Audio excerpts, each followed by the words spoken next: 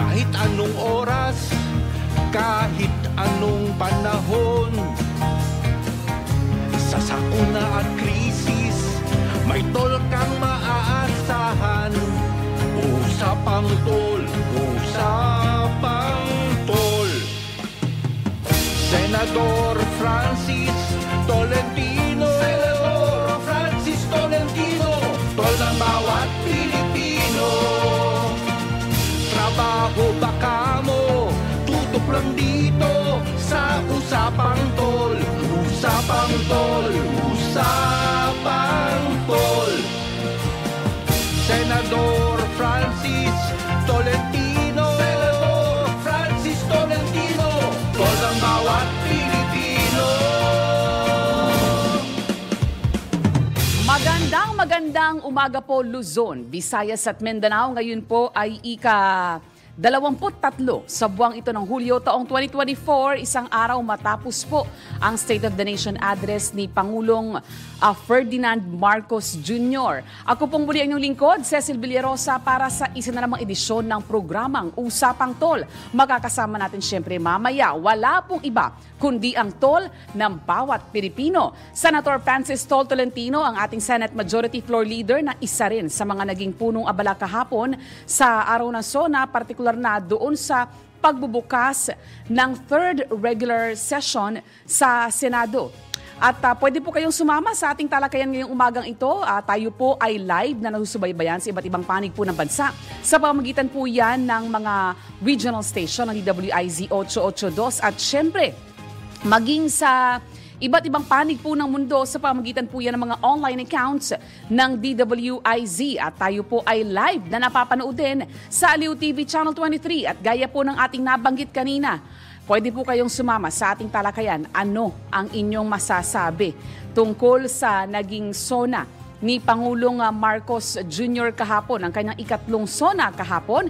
Ipahatid niyo po ang inyong komento sa amin pong Facebook page, DWIZ 882, o kaya po sa aming text line 0999-376-6768. Kahapon po, habang araw ng SONA, sumabay po yung malakas na buhos ng ulan sa ilang bahagi po ng Metro Manila.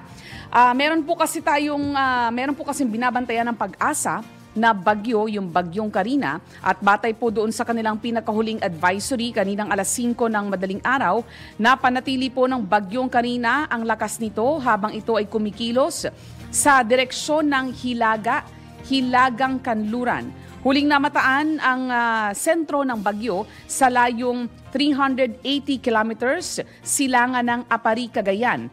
Yan ay kumikilos sa bilis na 10 kilometers per hour. Taglay nito ang lakas ng hangin na aabot sa 130 kilometers per hour malapit sa gitna, at bugso na aabot sa 160 kilometers per hour. At dahil po sa bagyo, nakataas ngayon, dumami pala itong mga lugar na apektado po ng signal number 1. Kasama po dyan ang lalawigan ng Batanes, Babuyan Islands, northern at eastern portion ng mainland Cagayan, at gayon din po ang northern portion ng Apayao, northern portion ng Ilocos Norte, at ang Polillo Island, Calaguas Island, pati na ang northern portion ng Catanduanes. Yan po ay dumaranas ngayon ng signal number 1. Umiiral din po sa bansa yung southwest monsoon o hanging habagat, ang binabanggit po ng Pag-asa. Pinalalakas ng bagyo yung hanging habagat na ating nararanasan. Hindi naman inaasahan na magla-landfall o tatama sa kalupaan itong bagyong Karina. Yun. Isa po doon sa naging highlight ng SONA ni Pangulong Marcos kahapon ay yung issue po, yung bandang dulo na niya yun, idineklara na ipagbabawal na sa bansa ang operasyon ng POGO, Philippine Gaming Operators, Philippine Offshore Gaming Operators o POGO, at binibigyan ng hanggang Disyembre yung mga POGO companies na umalis ng Pilipinas.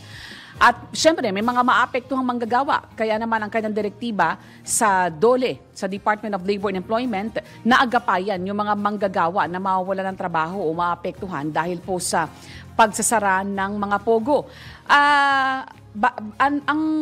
last week po ating inuulat, no, na ang Department of Finance, ang binabanggit po ni Finance Secretary Ralph Recto, bagamat kumikita ang Pilipinas, may kita naman po talaga ang Pilipinas sa operasyon nitong mga pogong ito.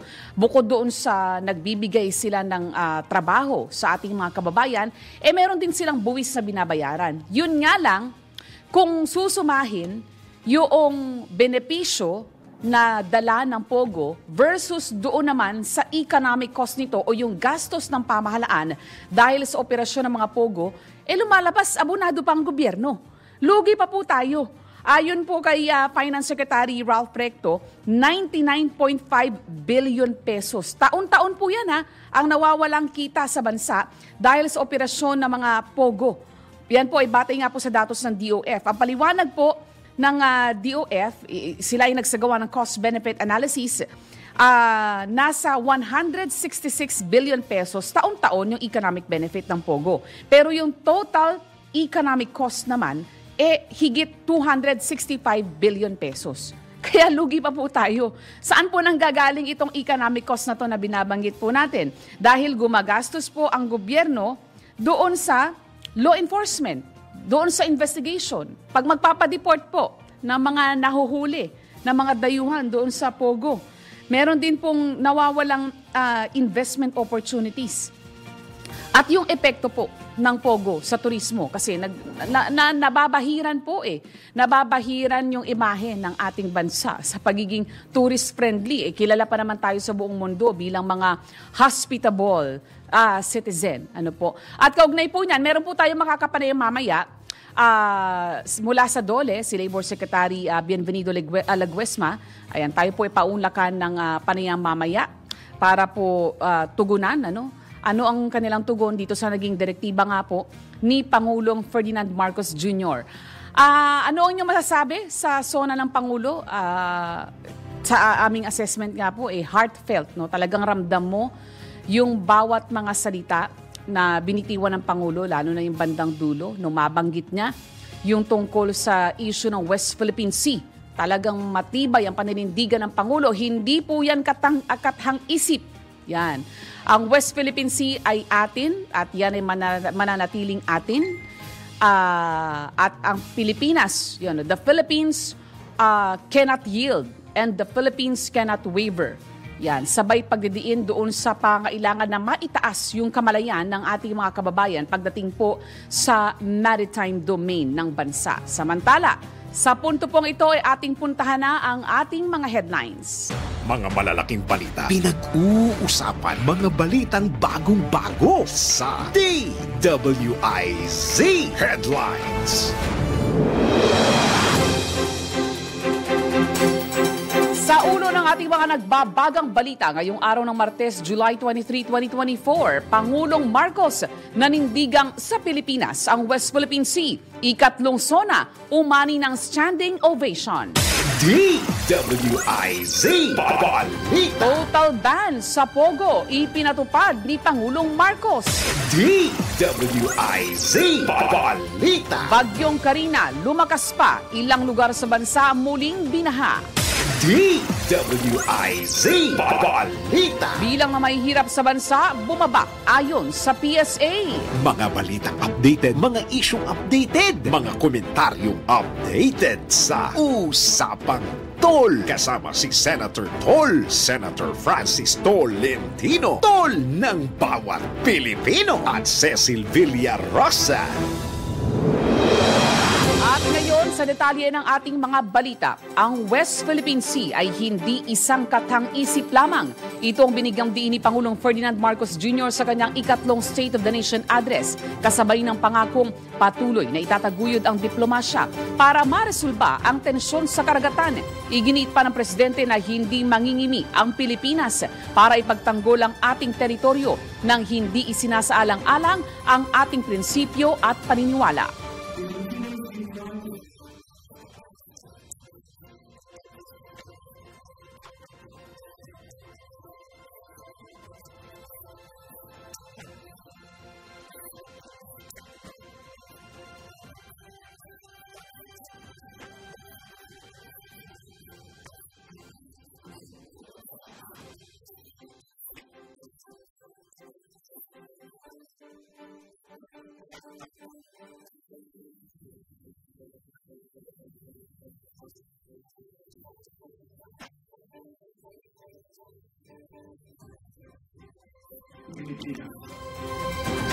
Yan po ang tinig ni Pangulong Ferdinand Marcos Jr. sa kanyang ikatlong State of the Nation address.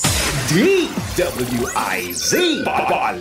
Gaya nga po ng ating nabanggit kanina, nabanggit din ng Pangulo na importante na patuloy na mapaghusay yung kamalayan ng ating mga kababayan tungkol sa ating maritime domain. At importante po dyan, yung binabanggit ni Senator Francis Tolentino na Philippine Maritime Zones Law. Yan, nagkaroon na po ng final version ang Bicameral Conference Committee. Ang ipinapaliwanag po ni Senator Tolentino, yan yung ating magiging birth certificate para magkaroon ng international recognition ang West Philippine Sea. Mamaya, magkakaroon pa tayo ng dagdag na analysis na manggagaling po kay Senator Tol. Samantala, tuluyan ng ipinagbawal ni Pangulong Ferdinand Marcos Jr. ang operasyon ng mga Philippine Offshore Gaming Operator o POGO sa bansa. Sa kanyang ikatlong sona, binigyang diin ng Pangulo kung paano ito naging ugat ng iba't ibang krimen sa Pilipinas. Iginiit ng Pangulo na ang patuloy na operasyon ng mga POGO ay isang pambabastos sa batas ng bansa.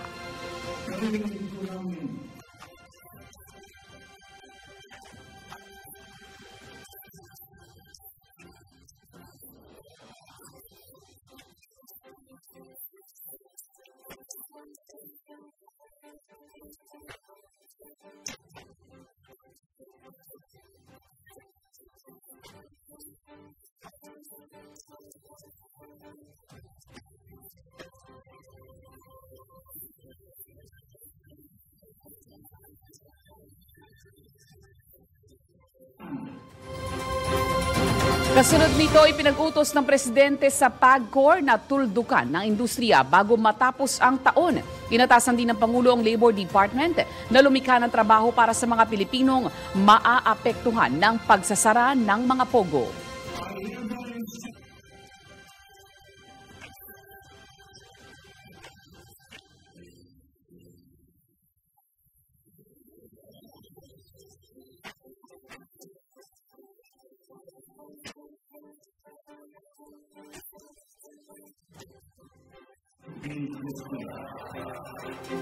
Ang tinig po ni Pangulong Ferdinand Marcos Jr. sa kanyang ikatlong State of the Nation address o SONA. DWIZ Balita. Talaga naman, 2 beses na umani ng standing ovation ang Pangulo sa kanyang naging talumpati kahapon. Una ay nung kanyang banggitin yung tungkol sa West Philippine Sea at pangalawa nung kanyang ianunsyo itong tungkol sa pag-ban sa operasyon ng mga POGO sa bansa. Samantala, tanggap muna tayo ng report mula sa labas ng impilan. Sa kaugnay pa ring balita, Senate investigation sa niraid na illegal na POGO. Itutuloy pa rin sa kabila ng pag-ban na ng Pangulo sa lahat ng mga POGO. Detalye ng balita, hatid ni Patrol No. 19, Celi Ortega Bueno. Itutuloy pa rin ng Senado ang investigasyon sa mga niraid na illegal na POGO sa Banban, Tarlac at Porac, Pampanga sa kabila ng pasya ni Pangulong Bongbong Marcos Jr. ni pagbawal na ang POGO sa bansa.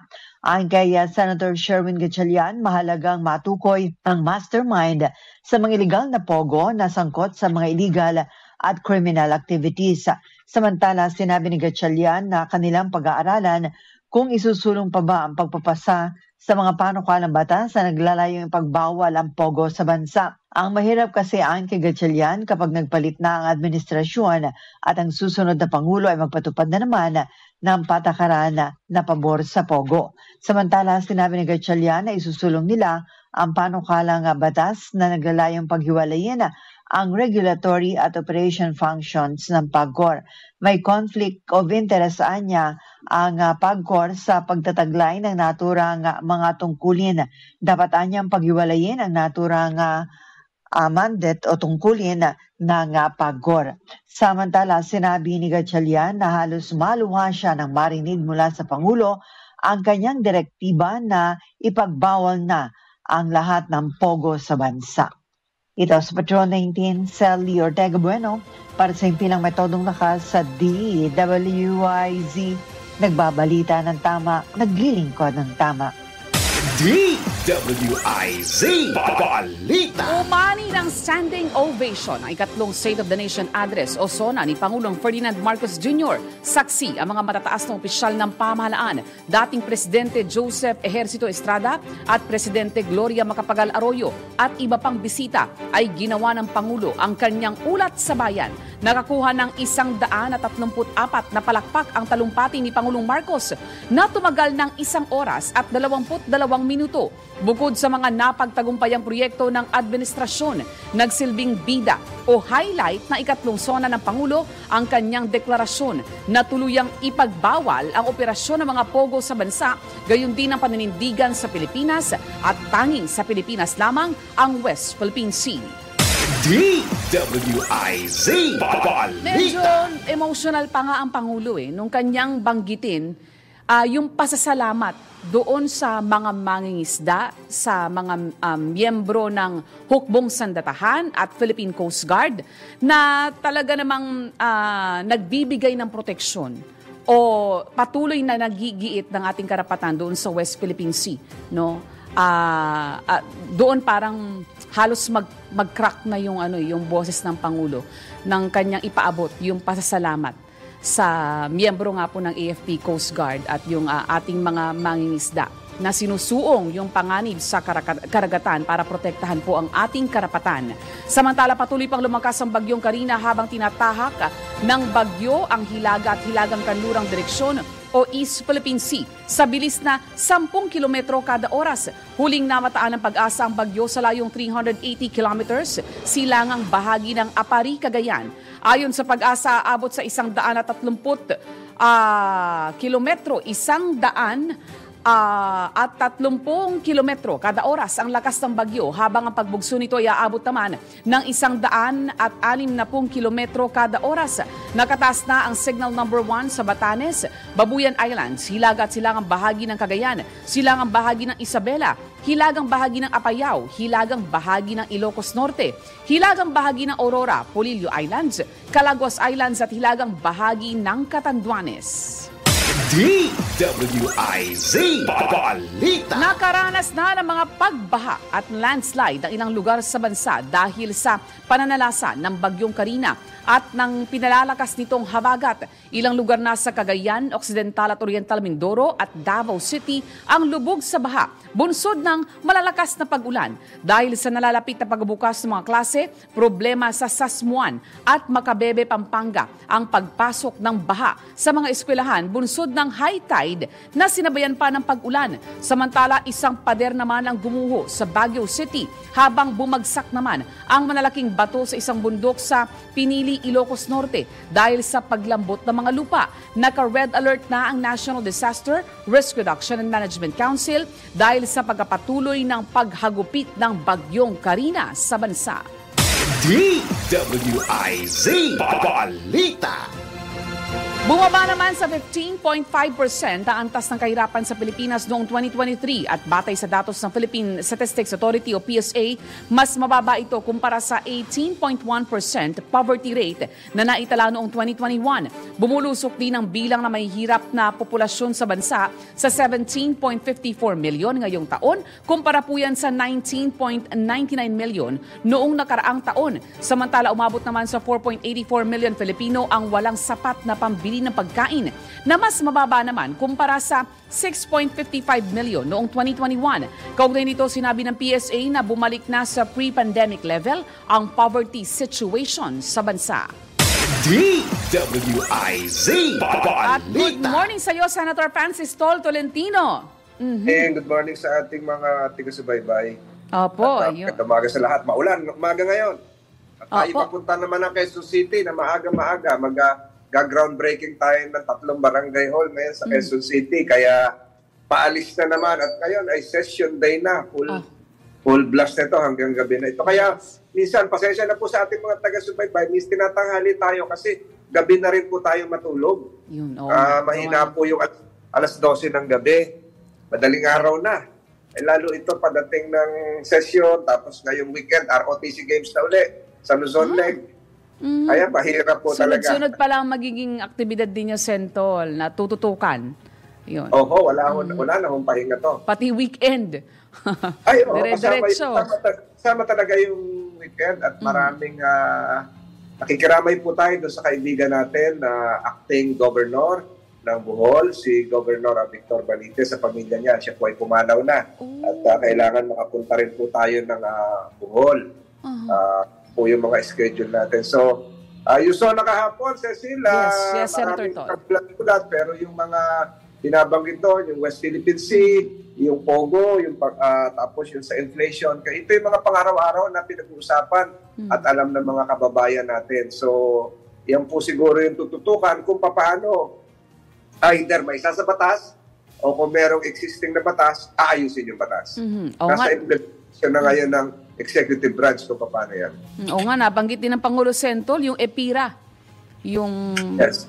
Yung patungkol naman ito sa kuryente, yan, siguro isa yan sa mga isasalang natin sa Senado kung paano po ito mahihimay ng mas maayos. Mahaba-habang usapin po ito. Kaya sa mga susunod na mga programa natin, late na naman ako, ay sana maunawaan niyo po yun na ang hirap po. Hindi naman tayo nakakatulog din ng maaga at kailangan natin mag-aral. Pero how would you assess, Senator Tol, itong naging mensahe ng Pangulo? Sa Pangulo, yung umpisa, detalye yun. Yung Pangulo, yung kanyang merong impact, kaya yun yung merong standing ovation. So, mas mainam siguro pag nagpalengke report tayo, yung ating sa palengke, matanong din natin yung si Kuya kung sino mananalo ng Sentol token. Ano masasabi nyo sa SONA message ng Pangulo? Kung napakinggan nila. Yes, Sentol. Although kahapon may bigas, paulit-ulit yung bigas. Yes, opo. Yes, yung bigas, o nga ho. Paulit-ulit nga po yung aspeto ng bigas at yung naging tugon ng pamahalaan sa sektor ng agrikultura. Yun. At yung mga plano pa na nakalatag para tugunan itong sektor ng agrikultura na napaka-importante po sa aspeto ng ating food security, Sentol. And maraming mga nabanggit ang Pangulo. Although talaga naging highlight, Sentol, yung issue po ng West Philippine Sea at yung pag-ban sa POGO. Opo. Talagang dun siya umani ng standing ovation. At mamaya, Sentol, meron tayong makakapanayam. Nag-confirm pala sa atin kagabi ng interview, Sentol, si Secretary Bienvenido Laguesma ng DOLE. Yan, kaugnay nga po ng atas ng Pangulo na maagapayan yung mga maaapektuhan ng pagsasara ng POGO. Samantala, magbabalik po muna ang programang Usapang Tol, ang oras sa buong Pilipinas. Ganap ng 6:28 ng umaga. Mga balitang updated, mga isyong updated, mga komentaryong updated sa Usapang Tol. Kasama si Senator Tol, Senator Francis Tolentino, Tol ng bawat Pilipino, at Cecil Villarosa. Senador Francis Tolentino, Senador Francis Tolentino, Tol ng bawat Pilipino, Tol ng bawat Pilipino. Nagbabalik po ang programang Usapang Tol at Senator Francis Tol nandito na po sa ating linya ng komunikasyon ngayong umaga. Ang kalihim po ng Department of Labor and Employment, wala pong iba kundi si Secretary Bienvenido Laguesma. Good morning po, Secretary. Magandang umaga din po sa inyong mga taga-tangkilik at taga-subaybay. Magandang umaga, Secretary Benny. Si Senator Tolentino po ito. Magandang umaga, sir. Hindi ko kayo nabati kahapon. At, magandang umaga, Senator Tol. At mabuhay po kayo. Mabuhay po kayo. Diretso lang po ako magtanong. May mga pronouncements po kahapon sa SONA na parang merong mga labor implications. So, simulan ko sa dulo. Baka si Cecil na iba. So, ipapasara yung POGO this year. Pero alam naman natin, Secretary, merong ilang POGO na legitimate. Ibig sabihin yung lisensyado, may permit, nagbabayad ng buwis. At meron din tayong mga kababayang mga empleyado na nagtatrabaho doon. So, ano ang transition natin dito? Paano ito ma-absorb ng ating labor force sa ibang pamamaraan? Meron po bang napag-usapan na gagawin dito ang DOLE, Secretary? Senator Tol, at yung pong bago po yung announcement na formal, official ng ating Pangulo kahapon, na atin po na mga nasaksihan, meron na pong mga initial na mga ginagawa ang Department of Labor and Employment, lalo na po sa bahagi ng DOLE NCR, kung saan po karamihan ng mga nag-ooperate na POGO or IGLs ay naririyan. At ang una pong isinagawa at patuloy na gagawin po ng ating pong DOLE NCR at iba pang mga rehiyon na ating binigyan ng direktiba, yung pong profiling ng mga workers na pwede pong maapektuhan ng pagsasara po nitong operasyon ng POGO or IGL. At mabuti nga po at meron naman tinatawag na transition period, magbuhat po kahapon hanggang po sa katapusan ng taon.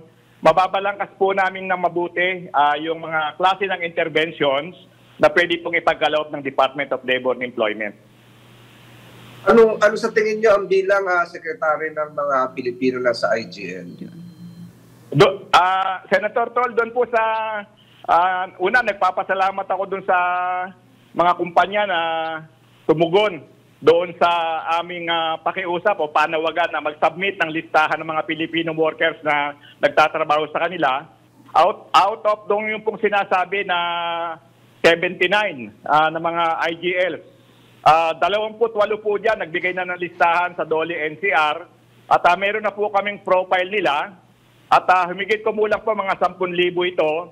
So inaasahan po namin na madaragdagan kung yung pong mga naiwan na more or less mga 50 po, 50 na mga kumpanya ay magkakaloob din sa amin ng kanilang kooperasyon sa pamamagitan po ng pagbibigay ng mga listahan nang makita po namin anong klase ng kasanayan, anong kanilang present na trabaho. Although karamihan po sa kanila mga encoders at saka tumutulong po sa admin, financial at saka SR work. Gusto po namin silang makita yung kanilang profile nang ma-match po natin sa mga available na trabaho sa ngayon. Ayun, kasi ako sa lalawigan namin sa Cavite, alam nyo, marami-rami rin yan.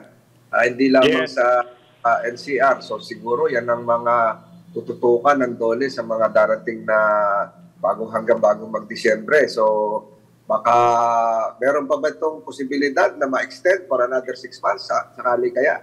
Kung sakaling hindi masalo?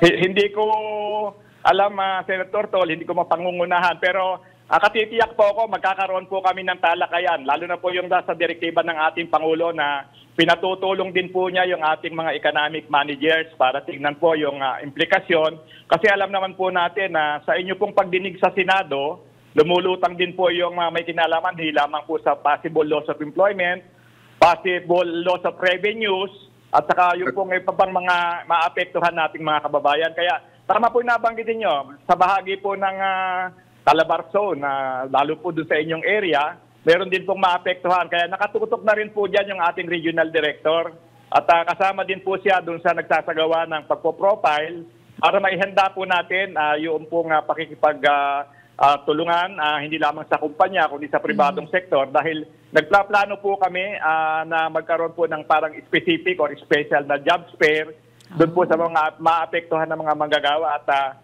nakausap ko na rin po ang ating DMW dahil alam ko naman po ang ating mga kababayan kahit na medyo pagsabihan mo na mas mabuti magtrabaho sa sariling bansa, naghahanap pa rin po ng trabaho sa ibang bayan o sa ibang bansa. Kaya kasama rin po sila sa aming mga gagawin na balakin para magkaroon po ng tinatawag na tulong-tulong yung pong convergence ng mga programa ng mga iba-ibang departamento.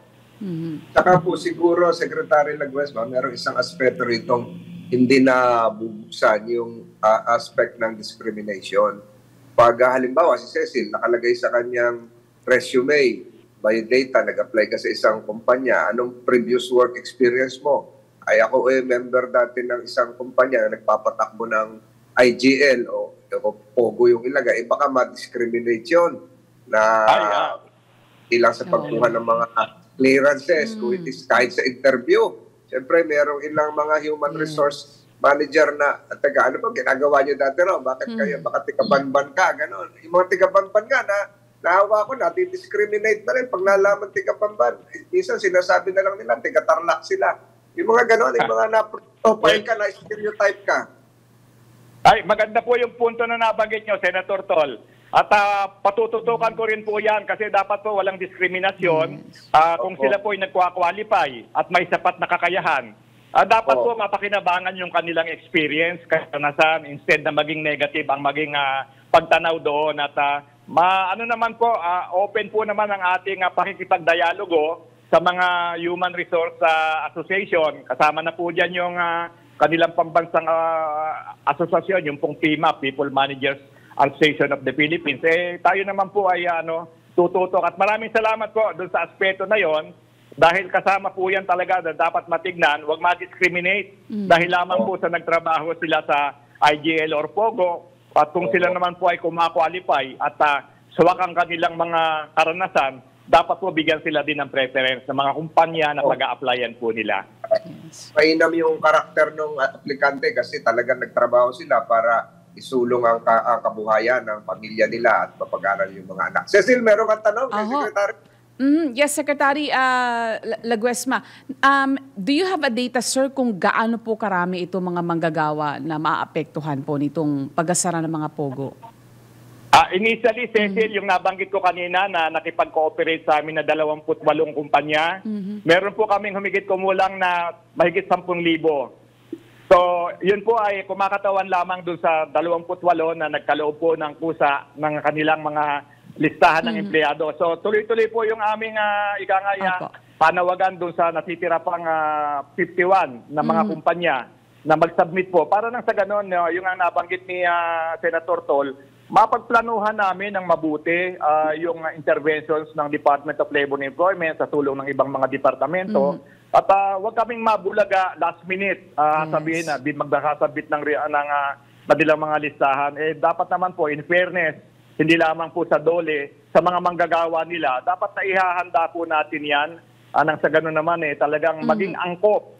Tugma po yung aming mairekomenda na pwede lang mapasukan o kaya naman anumang klase ng livelihood program ang gusto nila, anong klaseng karagdagan na kasanayan o kaya skilling at retraining ang pwedeng maipagkaloob. Actually, yun po yung susunod ko pong itatanong, yung pagkakaloob po ng upskilling para upskilling program doon sa mga maapektuhang manggagawa para nang sa ganon madagdagan po sila ng kasanayan na pwede pong madagdag na maikonsidera ng mga future employer po nila. Yes, tama ka dyan. Kasi marami sa kanila, Cecil, ay nandoon sa mga encoders So, ibig sabihin, meron na silang basic know-how, may technology knowledge sila. So, baka kailangan lamang namin na dagdagan, i-upscale. Dahil marami pong mga vacancies, lalo na po sa may kinalaman sa cybersecurity, dito po sa mga pangangailangan ng mga IT at BP process outsourcing companies na nakikita po namin, pwede namin silang imat. Kailangan lang siguro nga, yung nabanggit mo, dagdagan natin ng kasanayan at ihanda natin sila doon sa mga available na trabaho. Ayun. Naku, marami pong salamat, Secretary Laguesma. Maraming salamat din, Cecil. At kay Senator Tol, maraming salamat din. Mabuhay po kayo. Maraming salamat, Secretary Benny Laguesma. At sorry po, napaaga ang gising namin, pero alam ko naman tayo po ay talagang sanay na maaga. Tanghali ka na nga, Senator Tol. mukhang hindi kayo natulog, Senator Tol. Yes, alam ko po na kayo po bala.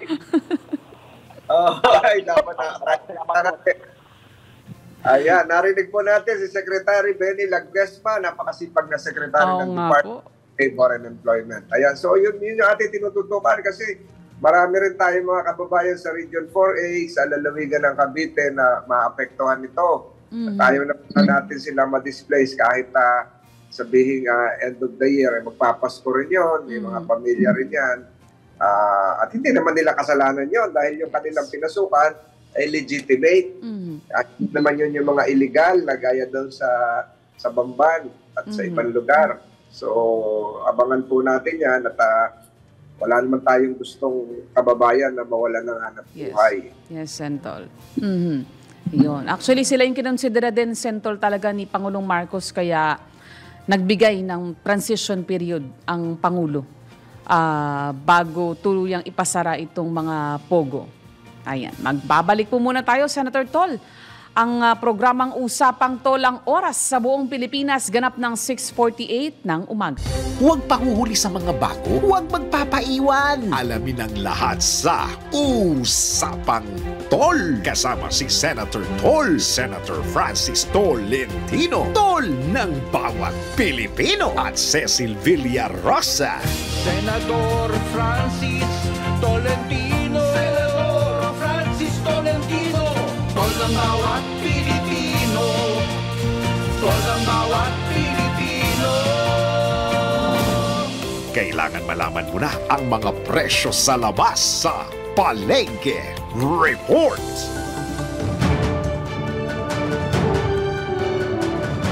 Sentol, ito ang tabayanan natin. Tinatawagan lang natin si Nicole Cordero. In-establish lang natin yung ating communication sa kanya para... Saan palengke ngayon? Saan palengke tayo? Nasa Blumentritt Market po ngayong araw, po, ngayong umaga. Si Nicole Cordero. Kasi para yung mga ordinaryong mamamayan din, Sentol, ating matanong tungkol sa kanilang masasabi, assessment nila sa zona ng Pangulo. Ito na po, nasa linya na po ng komunikasyon, Sentol, si Nicole Cordero. Good morning, Nicole. Good morning po, Senator Francis Tolentino at Ms. Cecil Villarosa. Ngayon po, nandito po tayo sa Blumentritt Market po. Ayun, kumusta dyan sa Blumentritt? Maulan ba ngayon? Opo, medyo maulan po pero hindi naman po gaano kalakas po. Kaya kahit papano tuloy-tuloy po yung mga bumibili po dito sa Blumentritt Market po. Mga presyo ngayon, Nicole? Yes po. Bale, ang pinakamurang presyo ng bigas dito ay ang jasmine rice na may 48 pesos per kilo, habang pinakamahal naman ay ang red rice na 77 pesos per kilo. Ang benta ng isda dito ay galing pang fish port at ang presyo ng pinakamurang isda ay 140 pesos per kilo. Ito ang tilapia, habang 240 pesos per kilo naman ang pinakamahal. Ito ang gulunggong. Ang karne mula Bulacan ay with stable prices, kaya ang buto-buto ay 320 pesos per kilo. Ang laman katulad ng giniling at pork chop ay nasa 340 pesos, liempo 400 pesos. Habang ang manok naman ay mabibili ng 230 pesos per kilo. Sa usapin ng gulay galing Divisoria, ang listahan ng presyo dito ay ang mga sumusunod. Siling sigang at repolyo nasa 60 pesos per kilo, sayote 40 pesos, pechay bagyo 70 pesos, luya 200 pesos, carrots 150 pesos, kamatis nasa 180 to 200 pesos, bawang 130 pesos at sibuyas at patatas nasa 80 pesos per kilo po tayo. Yes, Nika. Bawang, magkano ulit? Ang bawang po ay nasa 130 pesos po, Senator Tolentino. Ang luya? Ang luya po, 200 pesos po. Sabi po ng mga tindero ay yun na po ang pinakamura. Ang tumataas po na gulay ngayon ay carrots at kamatis daw po, Senator. Kamatis talaga. So, Yes, sino po. ang token winner natin? Ang ating token winner po ay si Kuya Edgardo Ablasa. Isa po siyang meat vendor, Senator, dito po sa Blumentritt. Nandiyan na ba siya sa harap mo? Yes po, nandito na po, Senator. Magandang umaga, Senator. Si Senator Tolentino to, kuya. Ay, magandang umaga po, sir. Tatanungin lang kita, kuya, narinig ko kahapon yung talumpati ng Pangulo, hindi? Nabalitaan ko lang po kasi po buong araw tayo ng nalaman natin yung tungkol sa Pogo na ibaban na rito sa Pilipinas. So, sangayon ka ba? Isang maganda pong yun. Kasi matitigilan na yung mga Chinese dito mga illegal gambling. Bawatan na sugal dito sa Pilipinas. Ayun, no. Taga saan ka ba? Anong probinsya mo, Kuya Edgar? Dito lang po tayo sa Maynila. Ayun, so sangayon ka doon. Pero nabanggit Sangayon po tayo doon. Nabanggit din yung presyo ng mga bigas at iba pang bilihin. So sangayon ka ron. Cecil, may tanong ka kay Kuya? Yes po, opo, Kuya Edgar. Opo, Apo. napakaaga. Gaano na ho kayo katagal dyan sa Blumentritt Market? Matagal-tagal na rin po. Mga siguro may 20 years na rin po ako rito. 20 taon. Tagal na rin nga. Marami na suki yan. Marami na suki. Ay baka, ina-expect natin, Sentol at Sir Edgar, kasi pasukan na next week eh. So baka yung mga bibili ng ng mga pambao ng kanilang mga anak, yan magsisimula ng mag-stock ngayon ng pambaon, So madadagdagan na yung mga bibili sa inyo, Sir Edgar. Yung... Sana nga po, Yes po. At Sentol, ito pa. Sir Edgardo, maraming salamat ha. Very insightful yung inyong nabanggit na tugon doon sa tanong ni Sentol tungkol sa SONA. Pero Sentol, ito samantalahin lang natin yung pagkakataon, Sir Edgardo, kasi meron pang kasamang isa pala, si Nika, na isa namang tricycle driver pala. Ayan. Para malaman din natin, Sentol, yung kanya namang saloobin doon sa SONA ng Pangulo. Yan, Nicole? Hello po. Yes po, Miss Cecil. Kasama po natin si Kuya Rolando po. Isa po siyang tricycle driver at yung asawa niya po ay nagtitinda rin po ng gulay dito sa Blooming Creek. Sakto pala, Ayun. Good. Ayan, Kuya Rolando, yun namang tanong din doon. Ano ang tingin mo doon sa talumpati ng Pangulo tungkol doon sa yung SONA kahapon kung na-monitor mo? Okay naman po. Wala na po wala na yung tawag po Maganda po yun. Ang tulong po sa bansa natin yun. Ayun. At sa palagay mo, makakatulong sa bansa sa katahimikan natin, ang kapaligiran. Opo. Sana po. Magawa ng barang ni Jenny Bombo po. Ayun. At para yung mga presyo ng mga bilib, sana bumaba. Ayun. Ayun na nga. Yun pinanghangarin ko. Hangarin nating lahat. At ano bang probinsya mo, Kuya Rolando? Batangas po Ay, naku, kababayan pala kita. Saan ka sa Batangas? Tanawan po, Talisay. Lako na. Tiga rin ng tatay ko. Tiga barangay sila. Anong barangay mo? Tarpiche. Mga Batangas, mga pamilya Bolo. Ayun, Ay, batiin mo sila ngayon. Si Edgardo, kuya, hindi natin napabate. Batiin mo yung mga tiga-Tanawan. Ang mga tiga-Tanawan, mga kamag-anak ko, minabati ko, mga Bolo, saka mga Aguilar, Rivera po. Ayun na, parang naambon na dyan sa likuran mo. Opo, maambon po talaga po. Ayan, ingat-ingat ng kaunti At ganun din sa'yo, Kuya Edgardo. At maraming salamat sa inyong panahon binigay sa programang ito. At sa mga kasamahan mo dyan, kumusta mo na lang ako, si Senator Tolentino po ito. Maraming po salamat, Senator po. Maraming salamat sa mga masisipag nating vendors sa Blooming Trade Market. At Cecil, meron ka pang panalangin? Yes po, Sentol. Bago tayo tuluyang pansamantalang magpaalam, narito po muna ang mahalagang mensahe mula po kay Sir D. Edgard Cabangon, ang chairman po ng Aliw Broadcasting Corporation. Word of life. One of the best feeling in the world is knowing that someone is happy because of you. Think good, think God, thank God. Have a great day ahead. God bless you. God bless us all. Ito po si Senator Francis Tolentino. Magkikita-kita ulit tayo bukas sa Usapang Tol. Maraming salamat po sa lahat ng sumubaybay mga tol at magandang umaga sa inyo lahat. Ako naman po ang inyong lingkod, Cecil Villarosa. Antabayanan po ang susunod na programang Pasada Balita. Kasama si Kuyang Johnny Bañez. Senador Francis